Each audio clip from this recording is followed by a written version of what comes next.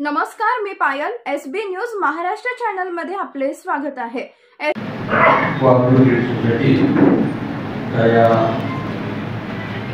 संस्थेच्या उद्घाटनाच्या निमित्ताने माझ्या वर्गात असलेले अकरा विभागाचे आमदार सन्माननीय वडाल साहेब, या जिल्ह्याचे मीडिया AR साहेब, सहकार क्षेत्रातले माझे जुने कार्यकर्ते श्री तुपकर साहेब, आणि यावेळेस चित्रपुरी शहरामध्ये आमची शाखा उघडली होती त्यावेळेस मला मदत करणारे नंदजी पवार आणि या संस्थेचे अध्यक्ष सन्माननीय साहेब, उपाध्यक्ष आणि सर्व संस्थेचे संचालक, गावातील सर्व शेतकरी प्रतिनिधी मंडळी आणि मंचावरील असलेले सगळ्यांचं नाव मला माहीत नाही, त्यामुळे त्यांचं पण मी या ठिकाणी उल्लेख करतो. उपस्थित पत्रकार मंडळी, या ठिकाणी पुराण साहेबांनी, आमदार साहेबांनी गुणानंद साहेब आलेख आपल्या समोर मांडला आणि आलेख बघितल्यानंतर ऐकल्यानंतर आपल्याला सुद्धा काही लोकांना एक प्रकारचा आश्चर्य वाटत असेल की कसं काय शक्य झालं. ही संस्था भारतात सभासद 12,000 रुपयावरती सुरू होते आणि आज तिच्या पुणे साहेबांनी माहिती सांगितलं की 31 मार्चला 13,800 कोटी होत्या आणि या टीव्ही 14,600 कोटी रुपये, म्हणजे 3 महिने झाले. 31 मार्चला 3 महिने झालेले आहेत आणि जर आपण ॲव्हरेज काढला तर दररोज 10 कोटी रुपयाचे टीव्ही वाटतात दररोज. एखाद्या पतसंस्थेवरती इतका विश्वास टाकणं ती काही छोटी गोष्ट नाही, कारण की आपल्या जवळच्या बीड जिल्ह्यामध्ये मागच्या 2 वर्षात काय घडलं, औरंगाबाद झालं, काय घडलं पतसंस्थांच्या बाबतीत, बँकांच्या बाबतीत काय काय घडलं, की लोकांचा या सरकार चळवळीवरचा विश्वास उडाला. अशा परिस्थितीमध्ये प्रवाहाच्या विरोधात जाऊन मुलांवरची प्रगती केलेली आहे. हा सगळ्यात भागधारक ठेवीदार आणि आमच्या कर्मचाऱ्यांची मेहनत त्याच्यामुळे शक्य झालं. मी माझ्या 40 वर्षाच्या अनुभवामध्ये माझा असा अनुभव आहे की सहकारी चळवळ ही ईश्वराची चळवळ आहे. सरकार त्यावेळेस स्थापन झालं लोकशाही मागणी आणि सरकारला वाटलं की लोकांची कामं करायची, सरकार लोकांची कामं करायला लागली, म्हणून सरकारला असं वाटलं की आपण म्हणजे गरीब पडतो, लोकांनी वाटलं, मग सरकारने सहकार स्थापन केलं आणि या सहकाराच्या माध्यमातून ओबीसी लोकांना समाजाचा प्रभाव करण्याचं काम खूप मोठ्या प्रमाणामध्ये 1960 पासून महाराष्ट्रामध्ये घडलं. 1960 ते 1992 हा सरकार क्षेत्रासाठी या राज्यामध्ये अतिशय उमेदीचा काळ होता. त्या कायद्याच्या अंतर्गत मोठमोठे साखर कारखाने, मोठमोठ्या दूध गिरण्या, 12 दुधाच्या संस्था वगैरे आल्या आणि या संस्थांनी मेडिकल कॉलेज, इंजिनिअरिंग कॉलेज, विविध प्रकारच्या संस्था काढल्या आणि महाराष्ट्राच्या जगामध्ये भारतामध्ये एक उदाहरण काढून देतो की सरकारच्या माध्यमातून काही करणं अशक्य आहे. सरकारची इतकी ताकद आहे. मी बऱ्याच वेळा सांगतो की जे काम ईश्वराला शक्य आहे ते सरकारला शक्य आहे. आपल्यासमोर उदाहरण आहे, भगवान कृष्णाची बोलतात करून उतरला ते ईश्वर सुद्धा एकटे पडून उतरू शकले नाही. सगळ्या गौरी बांधवांनी फोटो लावले, काठ्या लावल्या, तेव्हा बोलत बोलत चले गेला. प्रभू रामचंद्र ईश्वराचा अवतार होते, पण ते सुद्धा आपल्या प्रती लावू शकले. त्यांना सुद्धा मानव सेना सुधीरजी यांचं सहकार्य घ्यावं लागलं, तेव्हा ते आपल्या प्रती लावू शकले. म्हणून हे काम ईश्वराला शक्य आहे, सहकार्याला शक्य आणि काही प्रमाणामध्ये बुलढाणामध्ये करून लागतो. तसे या ठिकाणी शाळेचा उल्लेख केला आवडत आहे. 1999 मध्ये नवोदय विद्यालयामध्ये बुलढाण्याची शाळा सुरू केली आणि असं लक्षात आलं की ग्रामीण भागामध्ये इंग्रजी शिक्षणाचा फार अतिशय अडचण आहे. इंग्रजी शिक्षण नाही आणि इंग्रजी शिक्षण जगात काय कुठेच प्रमाणात महत्व नाही. आणि मग आम्ही एक शाळा टाकली नवोदय विद्यालयावरती, त्यावेळेस घरी जाऊन विद्यार्थी आणले आम्ही सगळ्यांनी संचालकांनी. आज काय शाळेमध्ये 5,500 विद्यार्थी होत आहेत आणि पुढच्या वर्षी पण एकही ऍडमिशन नाही. 32 एकराचा कॅम्पस आहे, ते कॅम्पस बघायला रोज कितीतरी लोक येतात. नंतर ग्रामीण भागात मागणी लागली की आमच्या गावामध्ये शाळा पाहिजे. तुझ्या 22 शाखा बुलढाणा जिल्ह्यात आणि आसपास आपण बोलतात. आज 29,000 विद्यार्थी हे ग्रामीण भागाचे त्या ठिकाणी शिक्षण घेत आहेत. आणि मी आता एक डाटा जमा केला, मागच्या 4 वर्षापासून ग्रामीण भागाचे 650 मुलं BA घेत आहेत. जर ही व्यवस्था नसती सरकारची, हे मुलं करायची BA BEd झाले असते, डॉक्टर झाले. पण एवढे डॉक्टर त्यातले 20 डॉक्टर परदेशामध्ये आहेत. ते सगळं सहकारामध्ये घडतं. मी सहकारामध्ये या ठिकाणी जास्त बोलणार नाही, कारण की या ठिकाणी सगळ्यांना माहीत आहे. पण ते सत्य परिस्थिती अशी आहे की बघा, मागच्या वर्षी बजेटमध्ये केंद्र सरकारने एक घोषणा केली की आपल्या देशामध्ये 750 लाख टन धान्याचा साठा असला पाहिजे. आता 750 लाख टन जर धान्याचा साठा असला पाहिजे, त्याच्या मागचं मुख्य कारण असं आहे की जर दुर्दैवाने दुष्काळ पडला तो 2 वर्षाचं धान्य त्या देशामध्ये असलं पाहिजे. तसंच दुर्भाग्याने ह्या युद्ध झालं, युद्धाच्या अशी परिस्थिती जेव्हा कोणी सांगता येत नाही, तर त्या देशाकडे 2 वर्षाचं धान्य असलं पाहिजे. आज भारत सरकारकडे 2 वर्षाचं धान्य साठवण्याची क्षमता नाही. आज महाराष्ट्र सरकार 24 लाख टन धान्य साठवू शकते. मध्य प्रदेश सरकार 167 लाख मेट्रिक टन धान्य साठवू शकते. मध्य प्रदेश आणि महाराष्ट्राला फरक पडली आणि या गुजरातमध्ये 9 लाख मेट्रिक टन धान्य साठवू शकते. 24 लाख टन गुजरातमध्ये 9 लाख टन. 91 मध्ये 5,000 शेतकऱ्यांचे व्यवहार चालू केलं आणि व्यवहाराची मागणी वाढत गेली. प्रत्येक ठिकाणी लोकांचे फायदे करायला लागले. त्याच्यामुळे धान्य सुरक्षित राहते. त्या ठिकाणी आपण आमच्या संस्थेकडून विरोध करणार. 2008 पर्यंत आमचं महाराष्ट्र रजिस्ट्रेशन होतं. 2008 मध्ये मल्टीस्टेट गेलो आणि नेमकं त्याच काळामध्ये महाराष्ट्र सरकारने कुठल्यातरी अधिकारी मंत्र्याच्या मनात झालं त्यांनी व्यवस्थित रिटर्न टाकली या पदार्थांना विरोध आणता येणार नाही.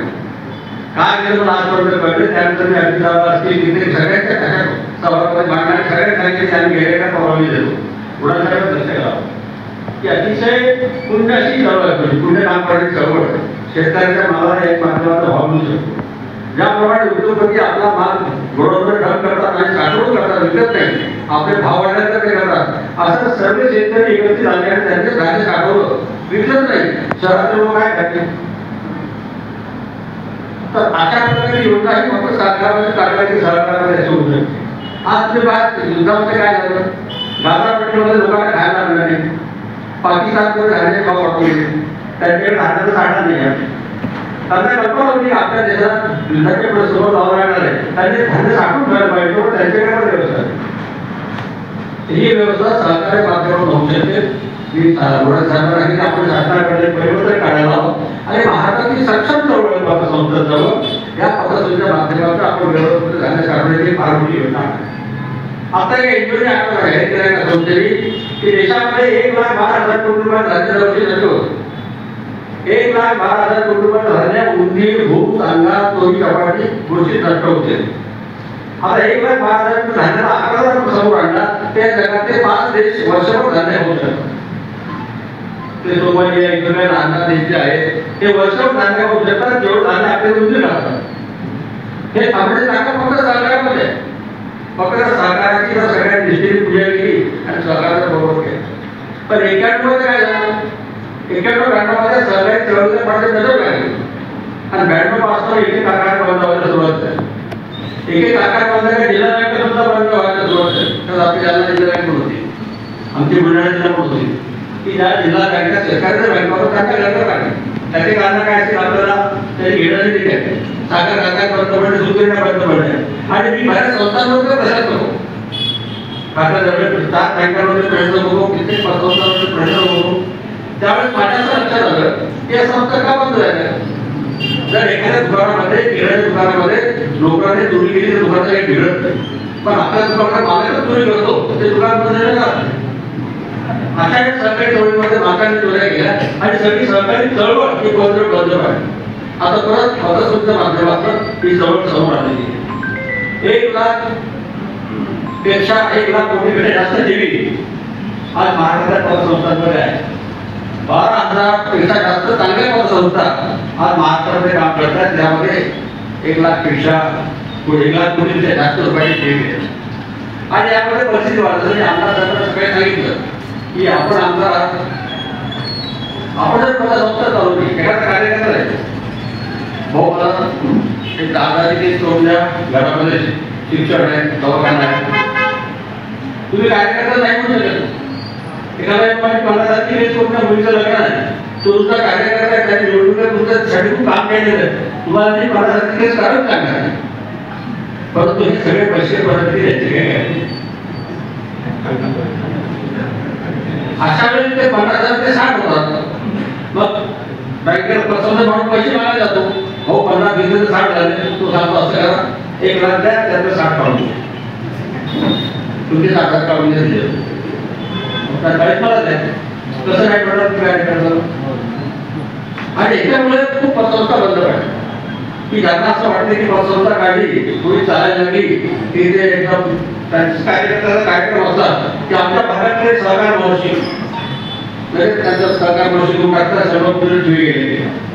मग एखादी पेपरची टोळी काढतात, त्या त्यांना आमचे प्रेरणास्थान आमचे श्रद्धास्थान 2 वर्षांच्या पुढे चालतात, संस्थाही बंद होऊन जाते, सगळं बंद होऊन जातं.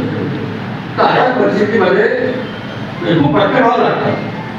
कोण त्यांना म्हटलं की राज्यकर्त्याने भाग्य सहसा करून नाही दिले कार्यक्रम नाराज होतो, 5 वर्षांनी परत खूप हिशोब काढतो होतो हो मी आणतो तेव्हा कर्ज मागायला दिलं तुम्हाला एवढं अर्जंट काम होतं दिलं तुम्हाला.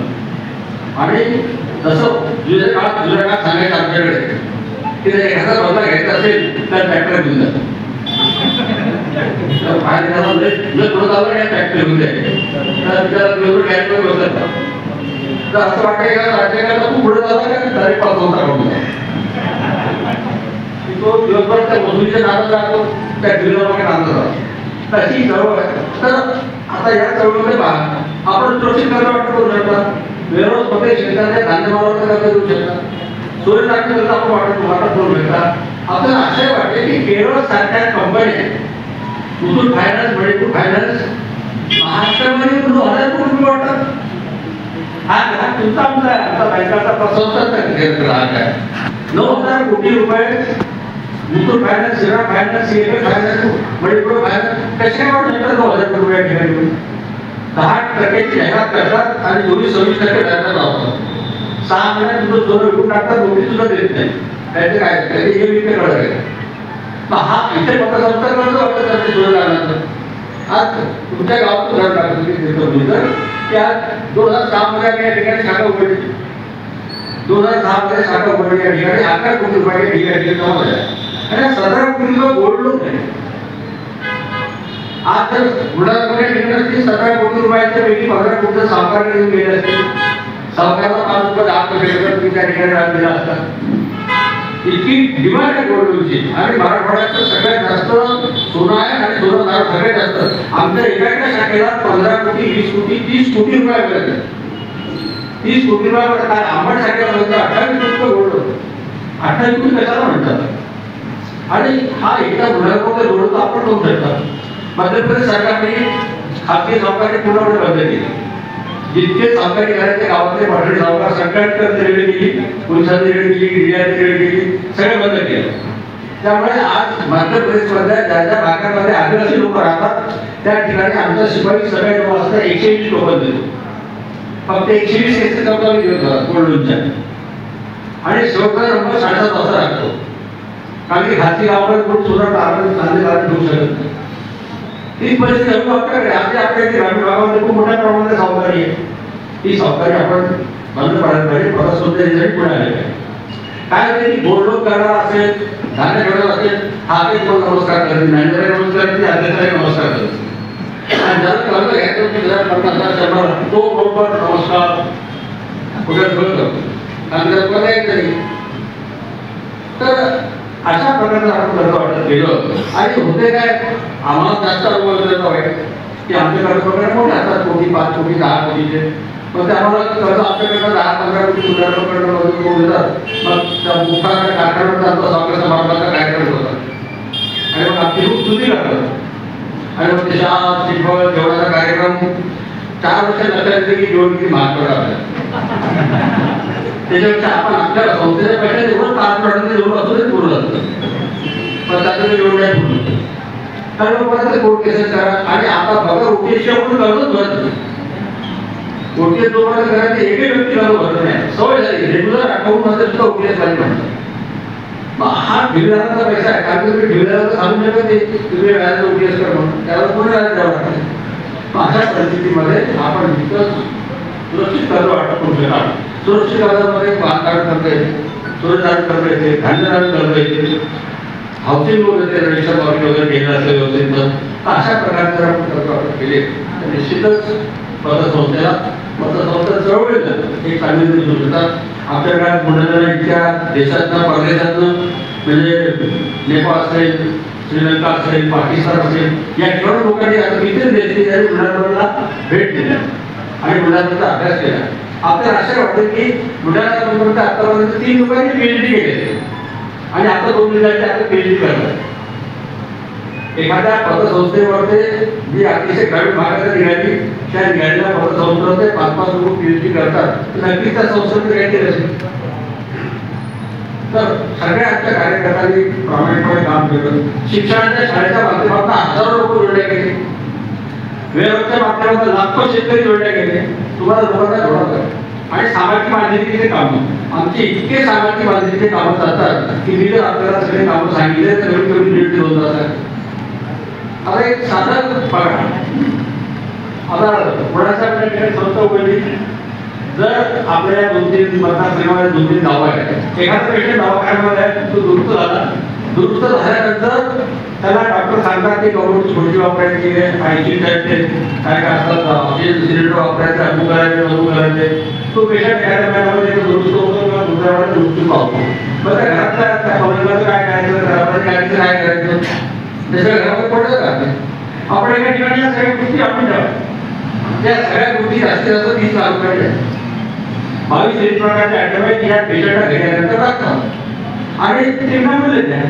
फक्त जो साऱ्या कंपनी साऱ्या संस्था देखी तिथे ठेवीचे कॉपी आणि ते ठेव आणि ते सामान घेऊन जा.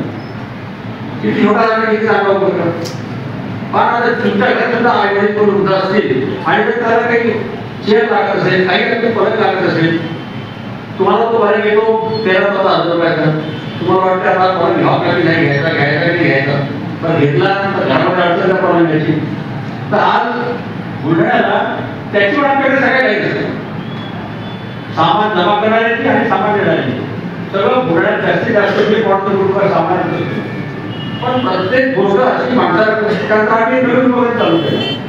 पूर्वी कोणाकडे दुसरं दिलं झालं शेजारी माझे स्वयंपाक करायचे, डब्बा पाठवायचे. आता स्वयंपाक पण पाठवत नाही, बाहेर शेजारी करत नाही. शेजारी तसे राहिले ते आपण तसे राहिलो. मग आम्ही चालू केले किंवा असं काही झालं तर आम्हाला फोन करा, आम्ही 50 लोकांचं जेवण पाठवतो.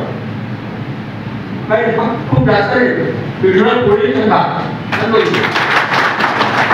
दररोज चांगल्या श्रीमंतांच्या घरी पिठलं पोळी जातात. दररोज सुरुवातीला काही लोकांना लहान वाटायची कसा मागायचा, पण सगळे काय लागले उपकरण मोठाच आहे, खूप पैसे लागत नाही.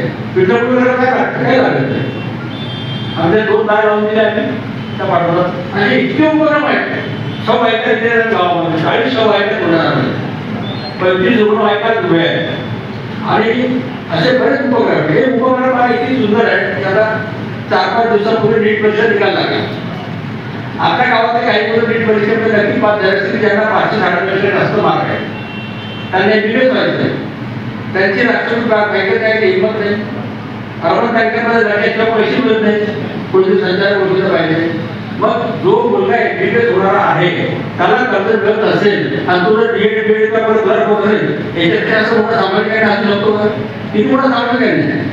आमचे कर्मचारी नीट परीक्षा निकाल लागल्याबरोबर येथे सगळ्यांना घेत जातात आणि सगळ्यांना पास करायला तुम्ही सगळ्यांना आपण करतो. तुम्ही बाबा MBBS हो, डॉक्टर हो, त्याला फोटो वाटते बँकेवर घरी उचलणार पैसे कसं काय शक्य आहे. आम्ही देतो दरवर्षी 40 मुलांना आम्ही MBBS करतो, सगळे खेळायला आणि ह्या गोष्टी लोकांना आवडतात म्हणून लोकांना आवडतात.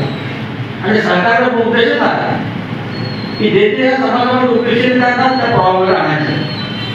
आपण असा प्रयत्न करायला आम्हाला प्रयत्न या प्रयत्नात आपण यशस्वी झाले. पुढचे दिवस आपण प्रयत्न करत उभे राहायचे करून माणसाच्या घरी पोहोचा, प्रत्येक माणसाच्या मनापर्यंत पोहोचा.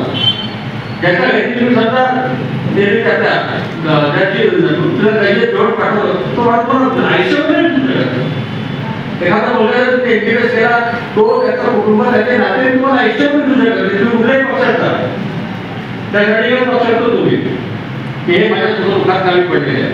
इतकं सोपं आहे. पण आम्ही काय होतो की आपलं सगळं ट्रॅक्टर चुकला माझा मिळवायचा तो विषय वेगळा आहे, बोलणार नाही.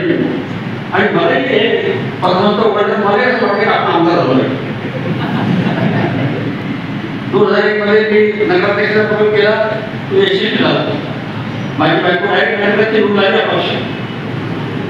एक नगरसेवक सोबत न घेता अचानक उभे राहिले, निवडून गेले.